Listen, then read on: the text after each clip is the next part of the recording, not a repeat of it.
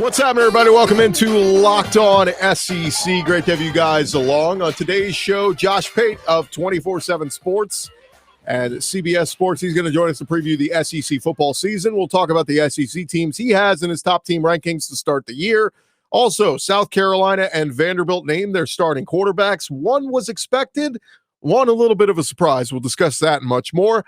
I am Chris Gordy. Be sure to follow Locked On SEC for free wherever you get your podcast. You get the latest episode of this show as soon as it comes out each and every day. And a quick reminder, NFL season is about to begin August 30th through September 8th. Locked On's Ultimate Season Preview is taking you through every team and every division with the help of Odyssey's Ross Tucker and Jason Lockenfora. Follow the Ultimate Season Preview 2021 on the Odyssey app or wherever you get your podcasts. So let's jump into it.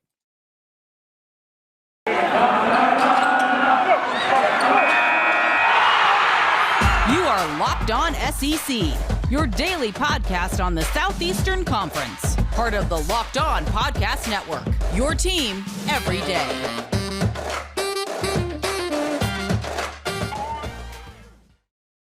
Boots out to the right. Intercepted. Takes the handoff. What a catch. Around the conference. And we start in South Carolina. Shane Beamer, the Gamecocks, they have named a starting quarterback for their season opener Saturday against Eastern Illinois.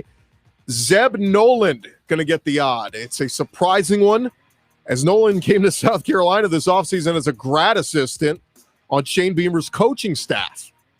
Noland gets the start after projected starter Luke Doty went down with a foot injury during the preseason. He came to South Carolina following a playing career at North Dakota State. And once Doty was injured, Beamer and the staff moved Noland into the quarterback rotation, and he ended up winning the job. Noland has 1 year of eligibility remaining. He's been sharing reps with fellow signal caller Jason Brown, who also transferred in. Noland threw for 720 yards, 5 touchdowns, and 6 picks in his final season at North Dakota State. Gamecocks in Eastern Illinois will play Saturday nights at 7 p.m. Eastern. I'm really intrigued to see Zeb Noland and how good he's going to look. Coach Shane Beamer, he also addressed the latest on his injured quarterback, Luke Doty, yesterday. He said, quote, "I would hope if not this week, certainly by next week. He's in tennis shoes. He's not in the boot anymore. He's not on the scooter. He's not in an air cast. He was out of practice following the quarterbacks around. So I think he'll continue to progress. We'll see what happens later this week. Hopefully he comes along. But I think it's very realistic that we go into next week that he'll be getting really close to 100%. So it will be interesting if they only need to roll with Zeb Noland for a week or two. Over at Vanderbilt, the Commodores had a bit of a quarterback battle this offseason with last year's starter Ken Seals and backup Mike Wright. With Clark Lee taking over the program's as new head coach, he wanted to give both players a fair shot. And yesterday, Clark Lee revealed that Ken Seals would retain the starting role. But like last year, he said Mike Wright will also get some playing time. In 9 years last year, Seals threw for just shy of 2,000 yards, 12 touchdowns, and 10 picks. Wright threw for a touchdown, 1 pick, and added 1 score as a runner. So we'll see if each player is able to take a step forward this year. But I thought Mike Wright had some good moments in the Vanderbilt spring game. Granted, it was just a spring game. Over at Missouri, they opened up their season with Central Michigan this Saturday. They could be without a couple of wide receivers, it seems. Yesterday, during his weekly press conference, Eli Drinkwitz revealed that receiver Jamori Macklin is out and Mookie Cooper is questionable, but added that an official injury report is going to come out on Thursday. Cooper is a redshirt freshman the Tigers acquired from Ohio State via the transfer portal.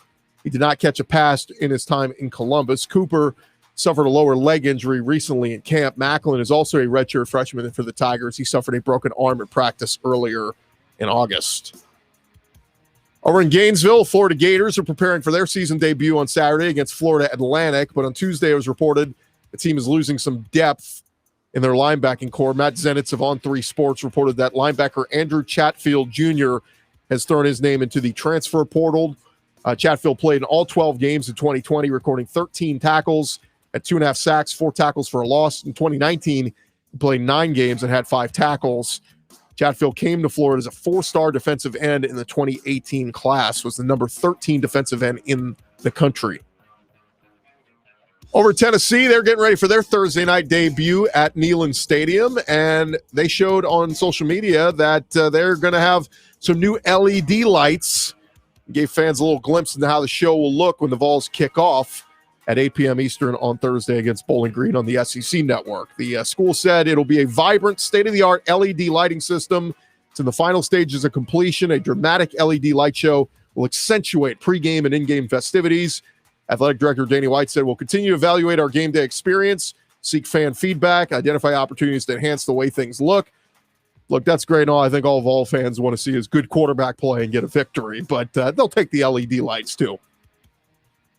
CBS Sports analyst Rick Neuheisel was on Jocks FM this week with Greg McElroy and Cole Kublik, previewing the UCLA LSU game. Of course, Neuheisel was the head coach at UCLA from 2008 to 2011. He talked about LSU's defense, which was ranked 124th in the country in total defense last year. He said Bo Pelini's defense was just too complicated for a lot of those guys. There were too many checks, too many adjustments. He said, so Coach O went back to Dave Aranda, asked for his recommendation, and entered Durante Jones. He said, I think what you're going to see is a bunch of tight end formations by UCLA. They're going to try to create gaps in what we call constricted formations, where you bring those wide receivers in really tight to the formation, because then it's difficult to play man, especially if you put them in two receivers real close to one another, because you'll try to play in and out of them. It's kind of what the Rams do. They get in positions where you can cross the field quickly. So we'll see if Rick Neuheisel is correct and what he thinks UCLA is going to do to try to beat LSU. But I just wonder, DTR, the quarterback for UCLA, did not look great on Saturday against Hawaii. He was just 10 of 20 passing the ball. They did run the ball well with Charbonnet, the running back, but I think LSU and Eli Ricks and Derek Stingley Jr. are going to be licking their chops. By the way, Derek Stingley Jr. was back at practice this week with LSU, getting ready for the game on Saturday, so expect him to be a full go. And there you have it. That is around the conference. When we return, our conversation with Josh Pate, 247Sports. You don't want to miss that. I want to remind you guys, it's that time of the year again. All eyes turning to college football. Teams back on the gridiron. And as always, BetOnline is your number one spot for all the pro and college football action this season. You get updated odds, props, and contests. You head to their website right now on your mobile device. Sign up today. If you're the first-time user, you've never signed up before, you can take advantage of their 100% welcome bonus when you use our promo code LOCKEDON. That's LOCKEDON. Get a 100% welcome bonus. But be sure to take advantage of that. They've got everything from basketball, football, boxing, right to your favorite Vegas casino games. Don't wait. Take advantage of all their great offers they got going for this season. It is BetOnline. They are the fastest and easiest way to bet on all your favorite sports, including all the SEC games this weekend. They are all there for you right there at BetOnline. BetOnline, they are your online sportsbook experts. Rolling along here, Locked On SEC, and a pleasure now to be joined by a very special guest, Josh Pate from 247Sports. He's on Twitter at LateKickJosh. Of course, you can see all his videos out there on YouTube, on Twitter, on CBS Sports. This guy is everywhere and covers all things college football, does a fantastic job. Josh, what's going on, man? Well, I had a nose itch that I wanted to wait to scratch until you actually tossed to me. So that's the first thing that's going on. The second thing that's going on, Chris, do you notice how back in the day, if you were doing a show on, let's say, ESPN, you just say, I got a show on ESPN. But these days, things are so fragmented. When my mom asks me what I do, I don't know how to explain it. We do some podcasting. We do the YouTube channel. You need to follow me on social, Mom. And so it's like three breaths before you even run through the title of your bio. But yeah, man, it's fun now. At the very least, they're paying me to talk about college football. So this is not a complaint. It's just kind of a commentary. Well, it is crazy. I mean, you can find, even our show, you can find it anywhere. We're on YouTube now doing video, wherever you find your podcasts and all that kind of stuff. It's easier to find you now because you're doing so many different platforms. But let's jump into it, Josh. I want to start before we start talking a little bit about the SEC, something that I saw you're doing this year, and that's putting out your top 14 team rankings. Is this going to be an every week thing? And I saw you just put out your ones to start this week. Yeah, that'll be an every week thing. It's something we've always done. Back in the day, this would have been like 10 years ago. I partnered with a data scientist. He was working at a place in Columbus, Georgia called Total Systems. It's based in Columbus. And, we love college football. And I wanted to basically develop a model that we could use to place our bets with. It started out innocent enough. It really grew. We've grown it into a thing that we could probably sell for a substantial amount of money if we wanted to. It's for fun, though, so we're not going to do it. But what I do is I get that model to spit out power ratings is what they are essentially. The model doesn't care what you did last year. It does not care at all what you're ranked in the AP. I do a play on words. I call it the JP poll to begin with. But Chris, it's hard. The reason I've always hesitated to put it out is because every single day you have to re-explain what it is. Because I got Cincinnati at number 18. And so obviously, if I were an AP voter, I would not have Cincinnati at number 18. Right. But the model thinks there are 17 teams that would pick against them on a neutral field today. So that's all that's about. And it will fluctuate pretty wildly in weeks 1 and 2. Well, let's jump into it because a couple of teams. Look, everybody's got Alabama right at the top, and rightfully so. I think Nick Saban has earned, everything that they're replacing: new coaching staff, new offensive coordinator, new this, new that, new quarterback, new everything. But he just gets the benefit of the doubt. I'm just curious your thought, because I say this all the time. Everything always works out for Saban somehow, some way. What happens if it doesn't work out? What happens if Bryce Young struggles out of the gate or the defense isn't what we thought it would be? Have you considered that at all for this Alabama team, or do you think that's just never going to happen when Saban's the head coach? Oh, no, certainly we did. So to give you an idea of how this works, we finished the 2020 season. Bama wins the national title, and we have a final power rating on every team. And then we adjust because of either transfers or graduates or NFL draft departures. And so to give you an idea of how I compare the start for this Bama team to the end of last year, I think we subtracted 10.2 points. We ended up bringing Bama 10 points back down to the field, which is a monumental drop. Normally, If you drop 10 points, you've plummeted in the rankings. They were just so far out ahead of the field, it still keeps them at number 1. But to give you an idea, Chris, you're right, man. Like, I think it's more likely than not that when we come out of the gate this year, Alabama shows vulnerability, but I think every single one of these teams is going to show that. I've got Clemson as the best shot to win the national title right now, but got Bama ranked number 1, which shows you what I think Clemson's going to do over the course of the season. But it's going to be fun to watch because you and I both know what the expectation there is. And the thing that's freshest in everyone's mind, including Bama fans, is how they ended last year. And so if that offense is not like a hot knife through butter, if there's a couple of 3-and-outs in the first quarter, if it's 3-0 Miami at the end of the first quarter and the Canes have outgained Alabama, let's say 111-56, people are going to ask what's wrong. And nothing's wrong. It's college football. Sometimes it takes a while to get your wheels under you. Now, when that team eventually does click, they'll be good. They'll be very good. But I think it's irrational right now to think that Nick Saban doesn't believe that they're going to cruise right into this season. I mean, if you've listened to him talk lately, he doesn't believe that. So I've learned to trust him. He knows his team pretty well. Yeah, and to me, the test for Bryce Young right out of the gates, 2 out of the first 3 games, you're playing against a top 20 team in Miami on a neutral field, and then week 3, you're on the road at the Swamp. And do we think Florida takes a step back? Maybe, but still, that's a hostile environment to go into. So 2 really tough tests. How do you see that when we're looking ahead to the game this weekend? How do you see that one playing out? I mean, in my mind, De'Aaron King, he fits that prototype of quarterbacks that give Saban defenses fits. The mobile quarterback who can keep plays and drives alive with his legs, and he's got a decent arm. De'Aaron King, I think, can keep this thing close, maybe for at least a half, if not more. No, I think it'll be a competitive game. What I'll be interested to see is how the game – well, I guess we say it the opposite way, how De'Aaron King handles the game, not how it handles him. Because we've gotten to the point where we've read all the practice reports we can. We've heard all the people that we can hear say that he's at 100%. And I've been pleasantly surprised by that as much as anyone else has, just because of what our last vision of him was in 2020. But if you cannot convince Alabama's defense, if you cannot convince Pete Golding and Nick Saban that you can hurt them with your legs, they're going to give you the occasional first down with your legs. If you can convince them that you can hurt them with your legs, and then all of a sudden you put them into a little bit of defensive conflict, that's when De'Aaron King has a good enough arm to not beat Alabama, to hang with Alabama. But until he shows that, and they need to have it happen early on, until he shows that ability, probably need to do it a couple of times, I think that they'd probably just as soon look across the field and say, we'll give you 56 rushing yards all day long. What you're not going to do is you're not going to get 300 through the air on us. That's not how we're going to let you beat us. So, Chris, I think first quarter, midway through second quarter, we'll have a pretty good feel for how that one's going to go based on what De'Aaron King's looked like so far.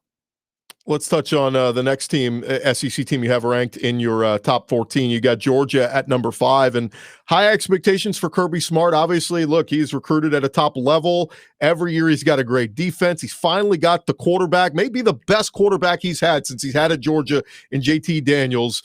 But everybody's saying, is this the year that Georgia gets over the hump? We know how good they can be, but every year something seems to happen where they're not able to either get to the playoff or, when the one time they did, they end up having to face Alabama and lose to them in the national championship. Thoughts on this Georgia team, and obviously a huge test right out of the gates with Clemson? Very excited about that game. We'll be at that game. I think probably too much is going to be made out of the result, but this is college football. I'd a whole lot rather it be that way than the opposite way. I go back to the George Pickens injury, which is so old that people have stopped talking about it. But see, it doesn't matter any less just because it happened a long time ago. I mean, he's still a guy that was going to be your alpha number one go-to receiver that's not there.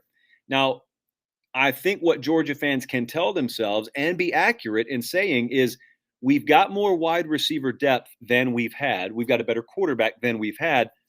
Sometimes that's enough to make up for it. But other times, like Chris, think about this. How many times have we watched teams go into a season and have some good options at receiver, but not have a takeover receiver, not have a go-to alpha like Julio Jones type, Amari Cooper type? I'm just AJ Green. Let's go with a Georgia option there. And they can't take over the big games and the big moments. So think about that. And then think about what we have seen it take to beat Clemson or to beat Alabama on the back end, if those are the two teams that you meet this year. Those teams, even if you love your defensive line, and Georgia does, defensive lines will win you early portions of these games. But in the big ones, the ones like Georgia's in this weekend, they've got to eventually have a quarterback and, in a lot of cases, big-time receiver play step up at the end, which makes this matchup and makes this team fascinating because we do not know what a guy like A.D. Mitchell is fully capable of. He just got there. He shined in the spring game. Is he going to disappear in the fall? Is he going to explode in the fall? Kyrus Jackson's been there a while. But other guys, Jermaine Burton, I think, has got a golden opportunity for them this year. And eventually when they get Darnell Washington back, he can play a significant role in both the run and pass game. They've got to have at least one of those guys in that receiver room totally separate and work himself into a different category than he's been in so far in his career. They've got the capability. If they can do that, then you take them dead serious as a national championship contender.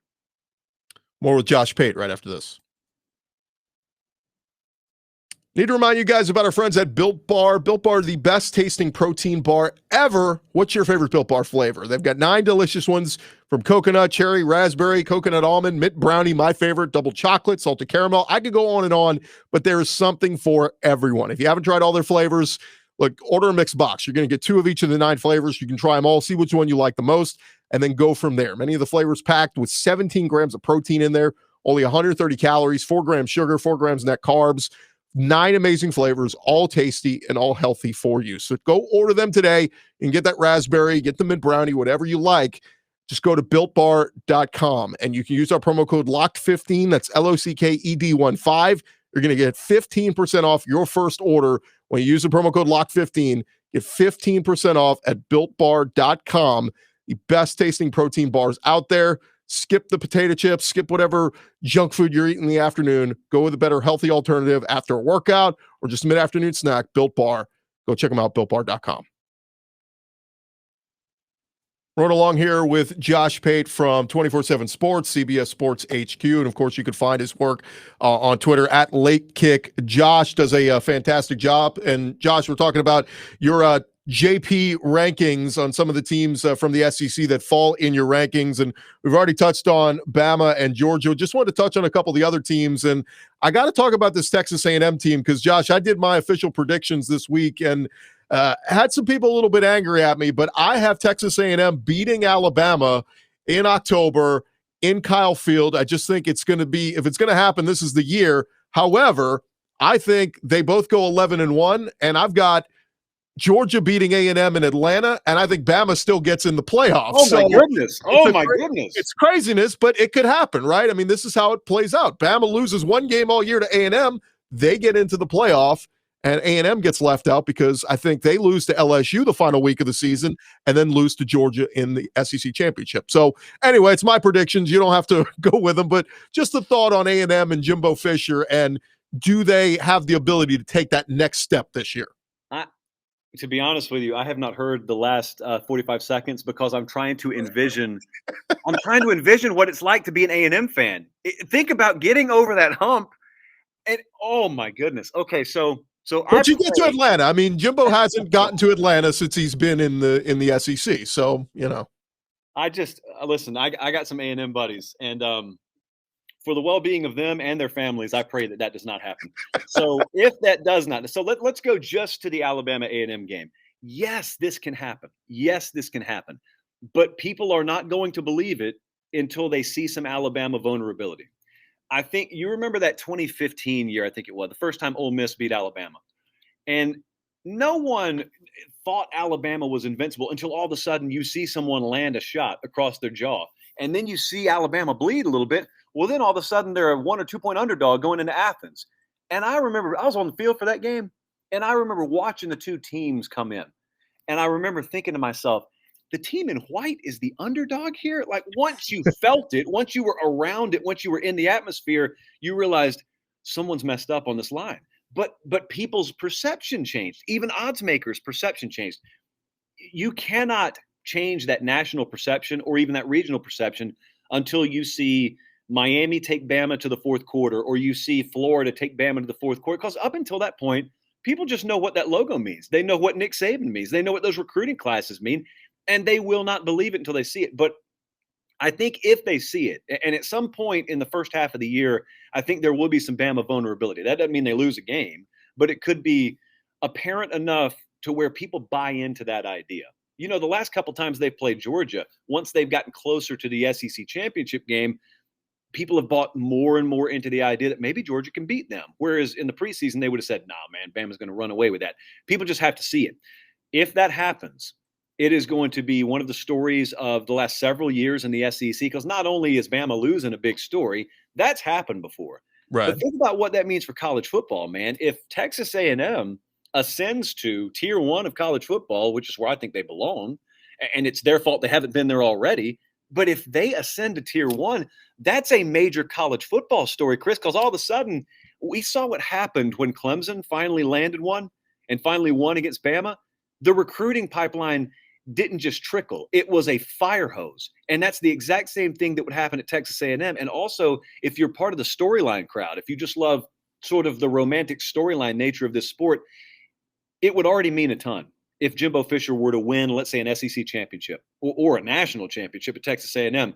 But what if he did it after the echoes of Texas coming to the SEC had not even died down yet? Like, think about that story and how that reads. So that would be just incredible theater to watch. Well, I thought you were going to go with the storyline. What is Saban 24-0 now, I think, against the former assistants? I didn't even think about that. Finally be the one. Jimbo's the one to do it before Lane Kiffin, before Kirby. So we'll see. It's an interesting one to watch. I did want to just hit on very quickly some of the other SEC teams that you have ranked, and it's LSU at number 10 and Ole Miss at number 14. I think so many people look at how bad the LSU defense was last year. I know we all expect them to be better. The Ole Miss defense was even worse last year. We expect them to be a little bit better. We know how good Matt Corral is. We think we know how good Max Johnson could be for LSU, but just a quick thought on those two teams in the SEC West. Yeah, let me go in reverse because I want to take a sentence that you just said. You said, we know how good Matt Corral is. I'm not so sure we do, because I'm not so sure we've seen him play his best ball. I mean, there were inconsistencies in his game last year that I still think, given the guy who is his head coach and quarterback coach in Lane Kiffin, can be ironed out. So I think there is still a rung or two on his ladder that he can climb. If they do that, that means offense is going nowhere there. It's going to be a mainstay. They really infused that defensive roster with a lot of new talent, transfer and just young through the high school ranks. I know they're going to be better. That I'm very confident in saying. I wonder if you can get average defensive play out of them, which sounds like a weird thing to say. But if you can get average defensive play, if they're just in the middle of the pack in the SEC, it's a tall task. But if that were to happen, there aren't many teams that you'd really find eager to go face Ole Miss. And so I put him at 14. Well, the model put him at 14. That's what our computer spat out. And a lot of people hit me back and said, oh, that's an 8-4 team. And I said, well, if you look at what the rest of the rankings indicate, they play Alabama. I don't expect them to beat them. They got LSU ahead of them. I don't expect them to beat them. They got A&M ahead of them. I wouldn't expect them to beat them. The point is, Ole Miss can be a 3 or 4 loss team and be the 14th or 15th best team in the country. Like, both of those things can be a reality. So that's where I see Ole Miss. With LSU, the name of the game is what you brought up. The inability to stop molasses in December last year was very embarrassing to watch. But they went to work in fortifying the interior of their defense. And now, not only do I think, even with the Glenn Logan absence as of late, not only do I think that they are fortified on the interior, I think they've got some depth there. And they think that they've got some depth that they can rotate in. And I'll tell you the most important key. If LSU gets off the mat and they have a 9-win or better season this year, what people need to remember is, amidst all that chaos on the field and off the field last year, in the locker room and on the field, that staff, which was in flux in and of itself, kept the number 3 recruiting class in the country together. And a ton of those kids are going to play this year. They are going to be infused with true freshman talent. Some of those kids are going to help them decide games in 2021. And so, in our world at 24/7, obviously we pay attention to recruiting all the time. That recruiting class and their ability to keep it together, where A&M and Bama and Florida were trying to chomp away at it, that is a huge uncovered storyline in this year. I got one more for you, Josh, and I'll just make it very simple. It's week 1 this weekend in the SEC with a lot of good matchups, good non-conference matchups. In your mind, if someone from the SEC were to lose this weekend, who would it be? I mean, you got Auburn playing Akron. You got some of the teams that I don't think they have any chance, but you got LSU, UCLA. You got Georgia, Clemson. You got Alabama, Miami. If somebody were to lose this weekend, Ole Miss, Louisville, who would slip up? Yeah, I think so. Outside of the Georgia-Clemson game, which I think is most people's obvious go-to, I'm interested to see that Ole Miss-Louisville game after I just got done talking them up. There is not much that's expected of Louisville this year. But yet, if you were to press someone on it and say, oh, really? Name me 5 players for the Cardinals. They don't know. No one knows anything about Louisville. No one really looks into them. And so what I do know is I think they have a really good staff up there. And I think they have a trend-setting staff. That staff, sort of from the procedural standpoint and operational standpoint, I've had more than one coach and administrative type tell me, they've got their act together at Louisville. Now, that's anecdotal. It may not mean anything on Labor Day night in Atlanta, but I think it still remains to be seen, because a lot of what I just said about Ole Miss, it had a question mark on the end of it, Chris. I don't know if I finished the sentence that way, but it's got a question mark on the end. So if that defense isn't rectified, if it isn't where it needs to be, then we saw lesser teams move up and down the field on them last year. Louisville could do the same.